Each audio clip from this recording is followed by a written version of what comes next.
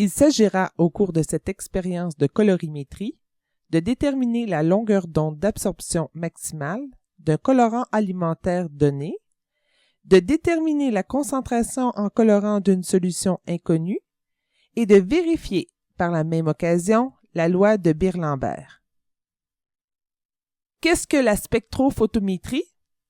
Il s'agit tout simplement d'une méthode d'analyse quantitative qui consiste à mesurer l'absorbance d'une substance chimique en solution.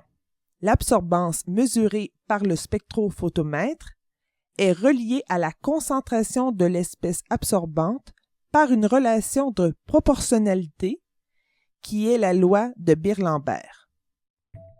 Liste du matériel. Vous devrez, pour cette expérience, préparer par dilution 5 solutions de concentration différentes en colorant. Vous aurez donc besoin du matériel suivant. Des béchères de 50 ml, des pipettes jaugées de 2, 5 et 10 ml, des ballons jaugés de 100 ml, une poire à pipeter et de l'eau désionisée. Les techniciens vous fourniront la solution mère appropriée à chaque colorant et dont la concentration est connue. Celle-ci vous servira à effectuer vos différentes dilutions pour la préparation des solutions A, B, C, D et E. Ils vous fourniront aussi une solution de concentration inconnue de ce même colorant. Cette manipulation se déroule sur 2 séances de laboratoire. Première séance. Au cours de cette séance, il s'agira de déterminer la longueur d'onde d'absorption maximale du colorant étudié.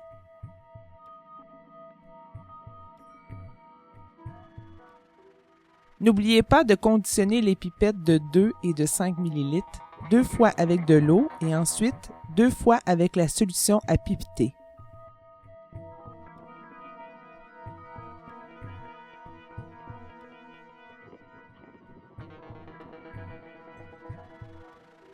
Vous devez aussi rincer 2 fois le ballon jaugé avec de l'eau désionisée.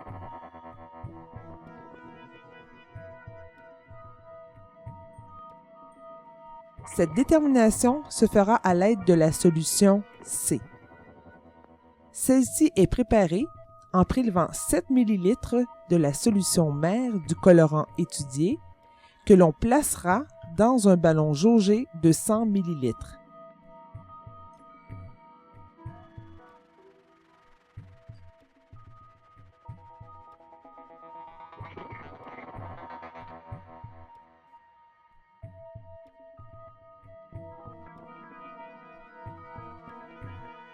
On ajustera par la suite jusqu'au trait de jauge avec de l'eau désionisée.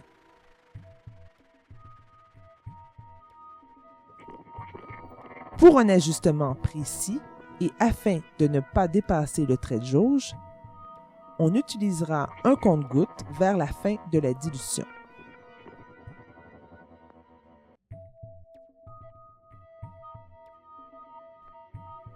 Il est important de bien mélanger la solution.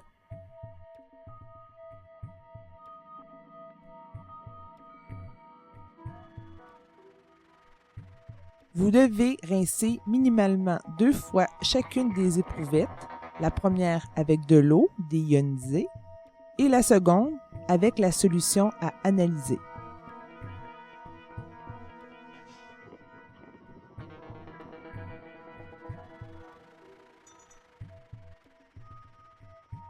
Les 2 éprouvettes dont nous disposons seront remplies de la manière suivante.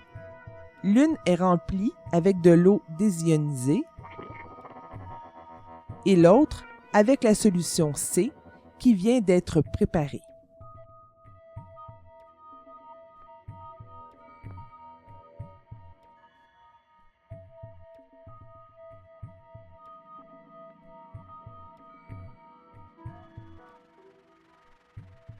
Nous commençons par fixer la longueur d'onde du colorimètre à 380 nanomètres.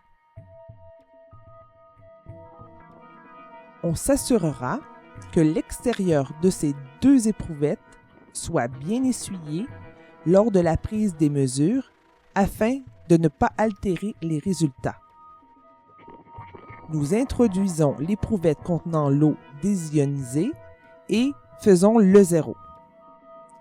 Cette opération permet de soustraire l'absorbance éventuelle du solvant. Nous retirons l'éprouvette contenant l'eau et introduisons celle contenant la solution C.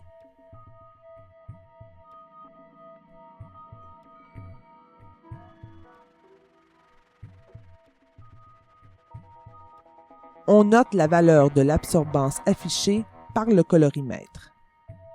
Nous recommencerons cette opération avec les mêmes éprouvettes tous les 5 nanomètres et ce, jusqu'à 680 nanomètres.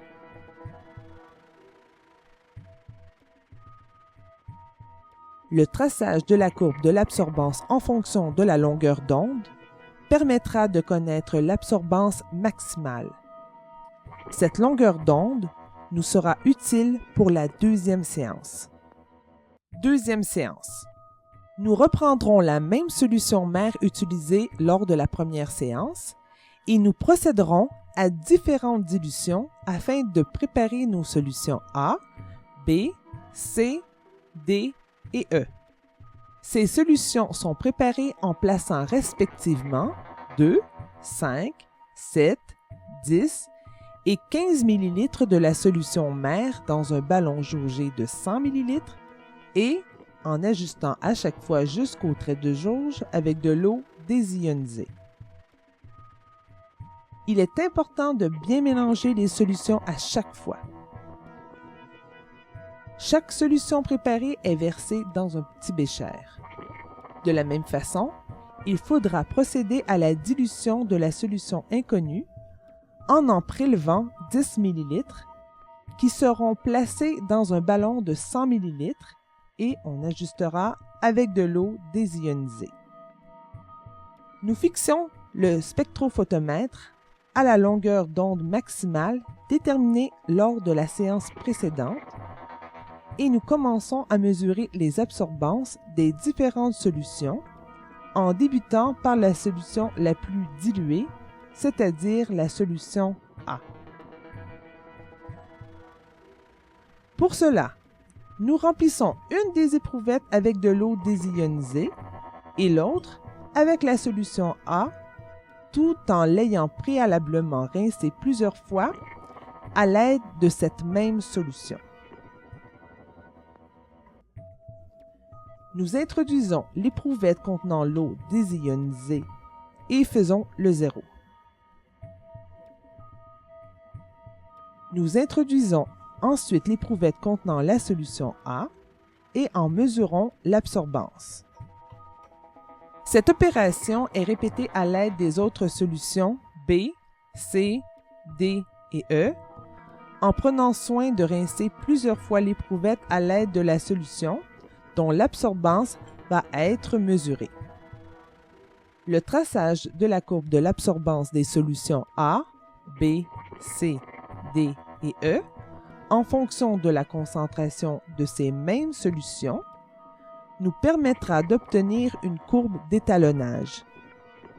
Cette courbe servira à déduire la concentration de la solution inconnue une fois son absorbance mesurée.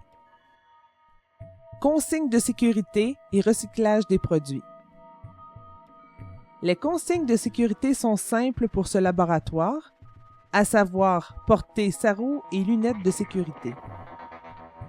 En ce qui concerne les produits utilisés, ils peuvent tout simplement être jetés à l'évier car il s'agit de colorants alimentaires et donc non toxiques.